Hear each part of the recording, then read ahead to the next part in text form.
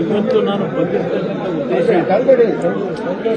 ಹಲವಾರು ವರ್ಷಗಳ ಬೇಡಿಕೆ ಮಹಾರಾಜರ ಕಾಲದಲ್ಲಿ ಪ್ರಾರಂಭ ಆದಂಥ ಕೃಷ್ಣರಾಜ ಒಡೆಯರ ಕಾಲದಲ್ಲಿ ಅವರ ಒಂದು ಮುಂದಿನ ಒಂದು ದೊಡ್ಡ ಮಟ್ಟದ ದೂರದೃಷ್ಟಿ ಏನಿತ್ತು, ಅದ್ರ ಜೊತೆಗೆ ಅವರ ಜೊತೆಯಲ್ಲಿ ಒಬ್ಬ ತಾಂತ್ರಿಕ ತಜ್ಞರಾಗಿ ರಾಜ್ಯದ ಹಲವಾರು ಅಭಿವೃದ್ಧಿಗೆ ಪೂರಕವಾದಂಥ ಒಂದು ಐತಿಹಾಸಿಕವಾದಂತಹ ಕಾರ್ಯಗಳನ್ನು ಮಾಡಿರ್ತಕ್ಕಂಥ ವಿಶ್ವೇಶ್ವರಯ್ಯನವರ ಹೆಸರಿನಲ್ಲೇ ಪ್ರಾರಂಭ ಆದಂಥ ಈ ಒಂದು VISL ಕಾರ್ಖಾನೆ ಹಲವಾರು ರೀತಿಯ ಏಳು ಬೀಳುಗಳ ನಡುವೆ ಇನ್ನೂ ಸ್ವಲ್ಪ ಉಸಿರಿಟ್ಕೊಂಡಿರ್ತಕ್ಕಂಥದ್ದೇನಿದೆ. ರಾಘವೇಂದ್ರ ಅವರು ಈ ಒಂದು ಕಾರ್ಖಾನೆಯನ್ನು ಉಳಿಸಲೇಬೇಕು ಅಂತ ಹೇಳಿ ಅವರು ಲೋಕಸಭಾ ಸದಸ್ಯರಾಗಿ ಹಲವಾರು ವರ್ಷಗಳಿಂದ ಅವರ ಪ್ರಯತ್ನ ಏನಿದೆ ಅನ್ನೋದು ನನ್ನ ಗಮನದಲ್ಲಿ.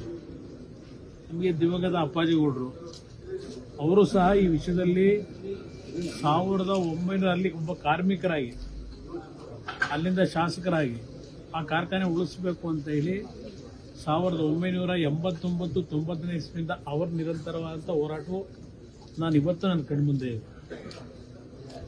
ನಾಡಿನ ಜನತೆಯ ಒಂದು ಆಶೀರ್ವಾದದಿಂದ ಮತ್ತು ಭಗವಂತನ ಆಶೀರ್ವಾದದಿಂದ ಒಂದು ಅವಕಾಶ ಈ ಬಾರಿ ನರೇಂದ್ರ ಮೋದಿಯವರ ನಾಯಕತ್ವದಲ್ಲಿ ಕೇಂದ್ರದಲ್ಲಿ 3ನೇ ಬಾರಿಗೆ ಸರ್ಕಾರ ಏನು ರಚನೆ ಆಗಿದೆ ಕೇಂದ್ರದಲ್ಲಿ, ಅವರ ಒಂದು ನಿರ್ಧಾರದ ಹಿನ್ನೆಲೆಯಲ್ಲಿ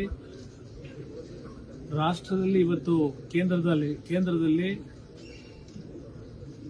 ಭಾರಿ ಕೈಗಾರಿಕಾ ಸಚಿವನಾಗಿ ಮತ್ತು ಉಕ್ಕು ಖಾತೆಯನ್ನು ನಿರ್ವಹಣೆ ಮಾಡತಕ್ಕಂಥ ಸಚಿವನಾಗಿ ಕೆಲಸವನ್ನು ಮಾಡಲಿಕ್ಕೆ ಅವಕಾಶವನ್ನು ಕೊಟ್ಟಿದ್ದಾರೆ. ಇದು ಒಂದು ಕಾಕತಾಳೀಯ.